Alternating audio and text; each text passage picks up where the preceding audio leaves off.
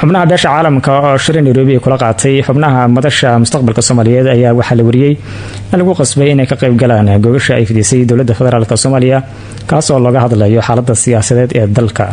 mucaaradka ayaa la wariyay in haddii aysan ka qayb galin kulamadaasi aysan waxba ka galin xaaladda siyaasadeed ee dalka iyo sidoo kale gobolaha looga hadlayo. gogasha ayaa diiradda lagu saaraya xaaladda siyaasadeed ee dalka iyo sidoo kale arrimaha doorashooyinka dalka iyo fargelinta Yahuuddu ay ku sameysay arrimaha Soomaaliya iyo aqoonsiga ay siisay maamulka waqooyi galbeed ee Soomaaliya. mucaaradka ayaa la sheegay inay qorsheynayaan inay ku dhawaaqi doonaan ka qaybgalkooda gogasha dowladda federaalka Soomaaliya ay fidisay kaas oo ka dhacay magaalada Muqdisho. qaar ka xubnaha mucaaradka ayaa awal hore u dalbaday in wada hadallada u dhaxeeya dowladda federaalka Soomaaliya iyo sidoo kale xubnaha mucaaradka ay ka dhacaan magaalada Dhuusamareeb caasimadda maamul goboleedka Galmudug hase yeeshee arrintaasi ayaan weli dhicin.